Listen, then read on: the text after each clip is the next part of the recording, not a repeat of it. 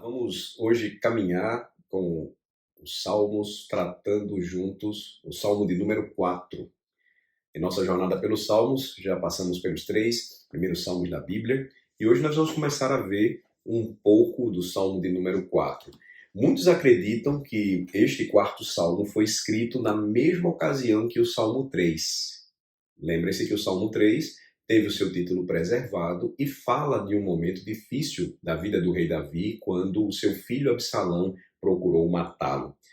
Existem argumentos razoáveis contra isso, entre os estudiosos do Antigo Testamento, mas a verdade é que pelo menos ele foi escrito no mesmo tipo de situação, o que leva muitos a crerem que pode ter sido no período mesmo, de fato, em que Absalão perseguiu Davi, o salmista, ou também alguns acreditam, o Salmo trata do período em que o rei Saul perseguia seu genro Davi, na época, para matá-lo por inveja, por conta da fama que logo, rapidamente, ele ganhou como um dos principais generais do reino de Israel. Eu vou ler então o Salmo, ele se divide em 3 seções, bem simples, verso 1, versos 2 a 5 e depois versos 6 a 8. Ao mestre de canto, com instrumentos de corda, Salmo de Davi. Responde-me quando clamo, ó Deus da minha justiça. Na angústia, tu me deste alívio. Tem misericórdia de mim e ouve a minha oração. Filhos dos homens, até quando vocês vão querer transformar a minha glória em vergonha? Até quando amarão a vaidade e buscarão a mentira? Saibam, porém, que o Senhor distingue para si o piedoso. O Senhor me ouve quando eu clamo por ele. Tremam de medo e não pequem.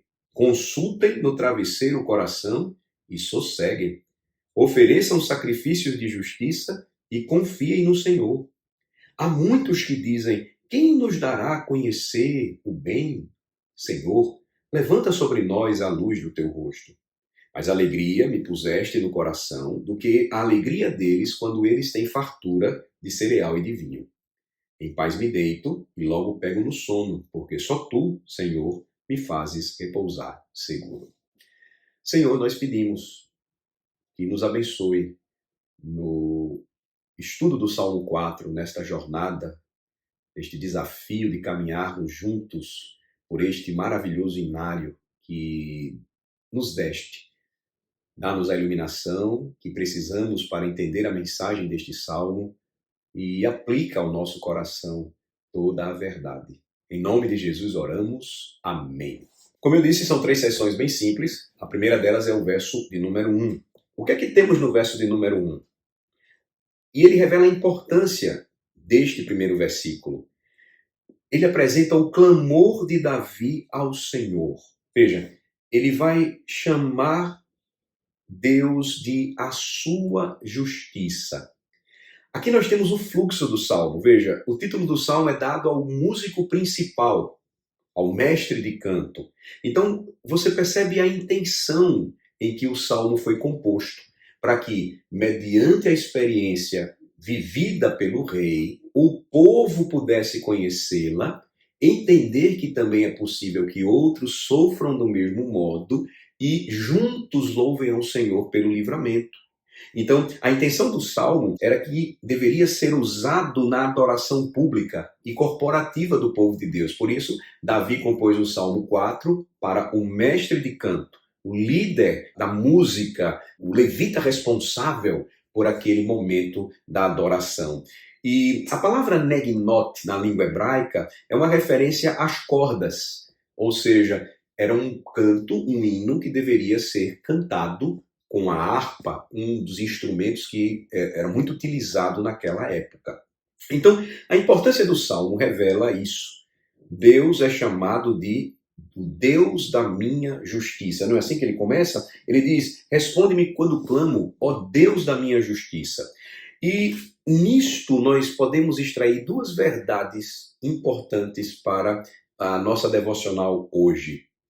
A primeira delas é que o próprio Deus, ele é justo. A Bíblia fala sobre os atributos de Deus, que são características que pertencem a ele mesmo, à sua natureza perfeita. Deus é bom, Deus é misericordioso, Deus é amor, Deus é justiça, diz a Escritura Sagrada. E aqui Davi toma um desses atributos e diz que o próprio Deus, ele é justo. Faz parte da sua essência, da sua natureza autoperfeita. A segunda verdade é que Deus também é a justiça de Davi. Não somente Davi, o rei e profeta de Israel, reconheceu que Deus é justo por sua excelência, por sua natureza autoperfeita, mas que ele também, por ser justo, exerce ou executa a justiça da forma correta. E aí, em meio à crise, percebam, Davi depende do que Deus fez no passado.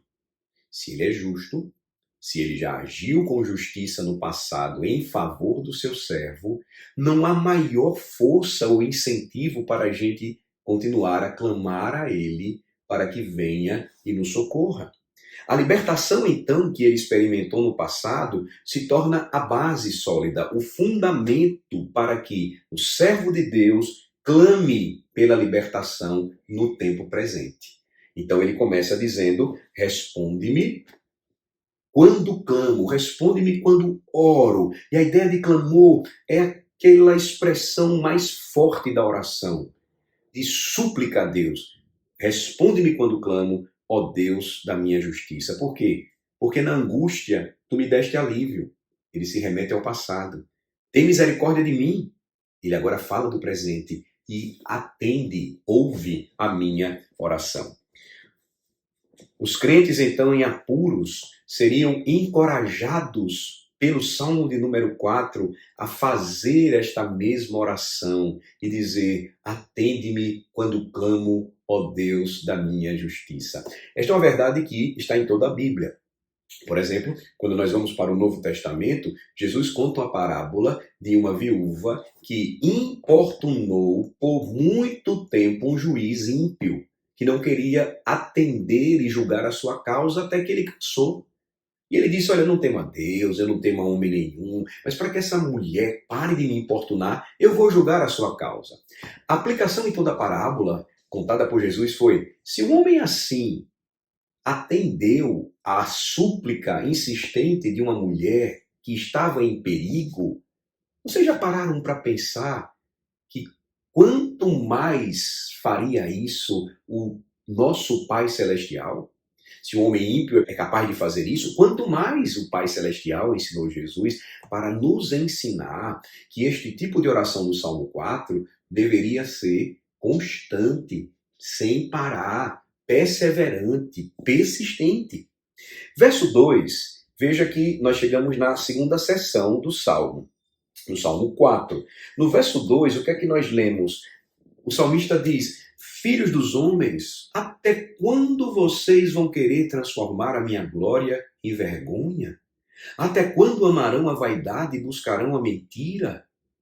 A pergunta, então, ou as duas perguntas aqui feitas pelo salmista, tendo se dirigido a Deus, agora é dirigir-se para os seus inimigos, para os seus adversários, e veja como ele os trata. Ele os chama de filhos dos homens.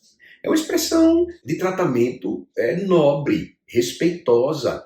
E ele vai combinar esse reconhecimento que ele tinha deles e comparar com a loucura praticada. Filhos dos homens? Veja a nobreza de vocês. E como é que vocês vão fazer isso comigo? Ou por que vocês estão fazendo isso comigo? Transformando a minha glória em vexame, amando a mentira, buscando a vaidade.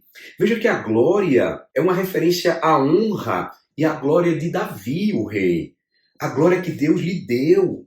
E ele pergunta: por quanto tempo vocês tratarão com desprezo aquele a quem Deus honrou e exaltou? Isso nos dá uma ideia muito forte de que, provavelmente, este salmo ainda fala do período em que Davi sofreu ameaças de Absalão, perseguição, milhares de inimigos contra ele, porque você percebe que ele está dizendo: vocês de nobre origem, filhos dos homens, estão sendo capazes de fazer isso com um rei que foi coroado pelo próprio Deus, ungido pelo próprio Deus. Como é possível fazer uma coisa dessa? E ele pergunta por quanto tempo eles tratariam com desprezo o rei que foi honrado pelo grande rei. E movidos pela inveja, eles iriam dizer qualquer coisa contra Davi. Davi lembra disso. E a pergunta dele é: até quando vocês amarão a vaidade e perseguirão a mentira? Quais são as aplicações para nós, práticas, nesta primeira meditação sobre o Salmo de número 4? Em primeiro lugar, eu queria dizer que em tudo isso nós aprendemos com o Salmo 4 como a adoração envolve uma verdadeira guerra. Davi ofereceu sua experiência pessoal para o povo de Deus, entregando esta composição, este hino ao mestre de canto, para que toda a igreja envolvida pudesse cantar e dizer amém. Veja como isso é importante. Veja, onde nós vamos, o que nós fazemos na igreja? Nós adoramos a Deus. E o que é que envolve a adoração? Segundo o Salmo 4 e outras passagens da Bíblia, a adoração é o momento mais importante do povo de Deus reunido e é ali onde a principal batalha ela acontece. Na adoração da igreja, nos dirigimos a Deus, uns aos outros e também aos que não estão lá. O culto da igreja não é uma reunião religiosa num salão. Adoração é guerra e é um instrumento mortal nas mãos de Deus. Imaginem, a igreja em adoração clamando ao Senhor por justiça, a igreja em adoração clamando ao Senhor que venha e faça a justiça contra os inimigos que têm perseguido o povo de Deus, a igreja em adoração e rogando ao Senhor que mantenha o avanço do seu reino, não permitindo que as portas do inferno prevaleçam, mas que cada vez mais seja acuada, destruída e o reino de trevas saqueado, enquanto Cristo salva o seu povo eleito. Adoração, portanto, é guerra e é um instrumento mortal nas mãos de Deus. Segunda e última lição. Quanto tempo? É a pergunta do salmista. Até quando, Senhor? Homens numa condição não convertida, o Salmo 4 nos lembra, sempre amarão a vaidade e buscarão a falsidade. Isto inclui muitos, infelizmente, que crescem na igreja. As mentiras são as moedas do diabo, que ele distribui para os homens, seduzindo-os. Você lembra? Ele tenta Jesus fazendo a mesma coisa, mas como Jesus o responde no deserto? Com a palavra. E é assim que nós devemos agir. Mas aqueles que não temem a Deus são usados por Satanás e, infelizmente, essas moedas às vezes são recebidas até por aqueles que são cidadãos do reino e passam a usá-las. O contexto do Salmo 4 nos lembra, crianças, que infelizmente é possível que até mesmo no meio do povo de Deus, inimigos se levantem contra os filhos de Deus, porque começam a amar mais a vaidade e buscar a mentira. Nós precisamos guardar o nosso coração para não fazer isso. Precisamos confiar na palavra de Deus. Veja que Satanás faz isso e ele é sutil. As mentiras não são representadas por eles como mentiras. Você lembra que Absalão fez isso? Absalão chegava para as pessoas insatisfeitas com o rei e dizia assim: se eu fosse rei no lugar dele, vocês não estariam assim. A situação de vocês estaria melhor.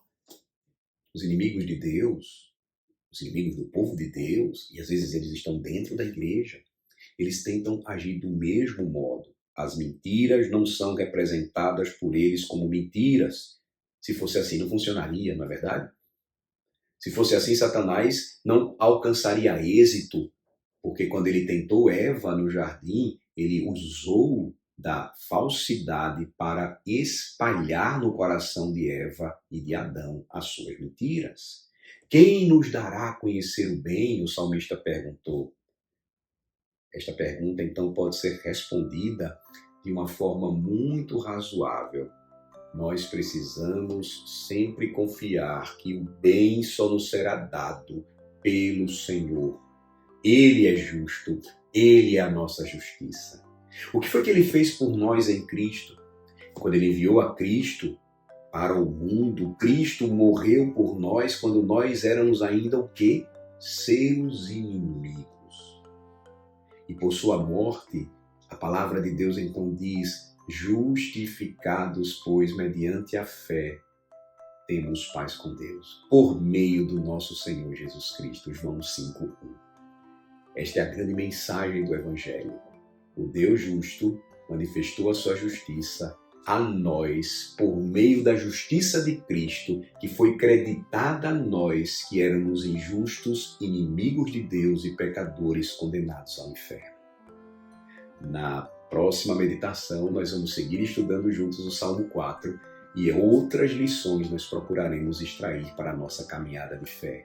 Mas guardem isso, não esqueçam, o que fazemos na adoração é sempre proclamar o nome do verdadeiro e justo Deus, a sua justiça, a sua glória, enquanto Ele derrota todos os seus e os nossos inimigos. Senhor, obrigado pela meditação deste salmo, por termos iniciado o nosso estudo sobre o Salmo de número 4. O que te pedimos é que nos concedas ainda mais graça para extrairmos ainda maiores lições para a nossa vida e para a vida da nossa casa sobre este salmo precioso. Em nome de Jesus. Amém. Deus nos abençoe.